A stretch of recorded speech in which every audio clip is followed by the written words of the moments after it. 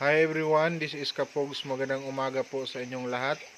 At ang video na ito ay ang mga dating video po natin na gusto lang nating balikan at gawa ng panibagong video, i-re-upload natin kasi pwede naman natin itong i-re-upload dahil sa atin naman talaga itong original video. Bigla ko lang kasi naalala ang hirap na dinaanan namin tulad ng naranasan nitong kaibigan ko. Ayan na. Ayan, kawawa naman. Siya po si Dinsoy. Siya yung mga laging nagbabiral sa ating video. So, siyempre, sa mga oras na yan, sana okay lang siya. Pero sa pagkakaalam ko, hirap na talaga siya dyan kasi pangalawang tumba niya na yan. At shout out na rin sa mga taga panood natin at sa lahat ng mga followers. Ayan, Soy, sana okay ka lang sa mga oras na yan. Okay lang na magpahinga ka. Kami na bahala muna dito at shoutout na rin kay Kuya Nonoy na nag-aalalay sa mga disgrasya na naranasan namin sa mga bawat trip namin kapag siya yung kukupras. Lagi siyang sumasama gawa ng nagpapaalalay talaga kami sa sobrang hirap ng daan. So ikaw, kayo, kung taga rito ka man at kung nakadaan ka dito sa madaanan namin dati last 2020 or 2021, 2019. Ito po yung sistema ng daan namin dito. Sobrang hirap talaga. Ikaw, na-miss mo ba yung daan namin dito? Pa-comment naman sa baba guys kung na-miss mo pero ako hindi na. At sa mga oras na ito, napag-isip-isip pa nga namin na ako na lang siguro yung diretsong mag-paakyat ng motor na yan hanggang dyan lang ka tawid ko lang dito sa paahon na ito gawa ng sobrang hina na talaga ni Dinsoy. So napag-isip-isip ko na ako na lang talaga kasi mas mabigat ako kaysa sa kanya. Maiwasan din namin yung itinatawag naming overhang.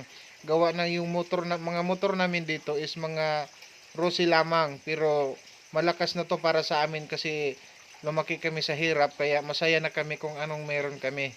So ayan guys, na inisip ko na lang na magtiwala ako sa sarili ko kasi marami namang nag-aalalay sa likod at na magtutulak sila pataas. Kaya iniisip ko ligtas yung paahon ko. Kanina kasi nabitin si Dinsoy dun sa baba. Gawa ng di pa niya kayang i-balance yung tatlong sako at pag simula pa lang niya pataas, tumama na yung unang gulong niya sa mga maliliit na bato na yung tinatawag namin ditong sobrang dulas talaga pag nadaanan ng motor.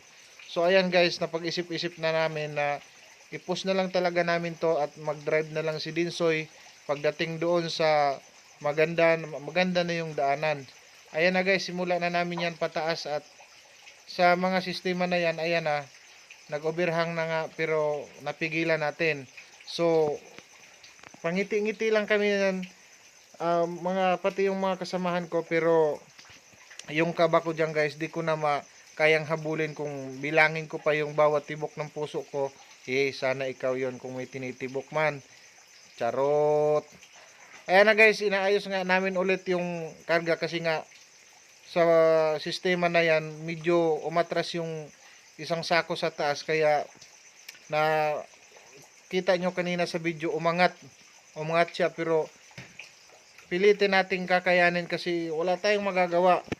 Yan yung daanan natin. So, shout out na rin sa mga taga Golden Bell na kumuha ng kontrata dito sa kalsada na ito at ngayon sobrang ganda na talaga ng biyahe. Yung dating biyahe namin na halos isang oras pa baba, ngayon nakukuha na namin ng 20 minutes lang pa baba.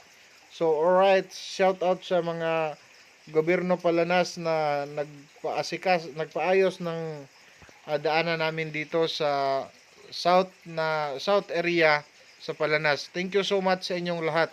At shout out na rin sa kay Jonathan Abihero, isa sa mga pison driver sa kalsada na ito na gumagawa sa mga panahon ngayon. At sa lahat po ng mga tumulong sa amin at followers, viewers, salamat at maraming salamat sa inyo.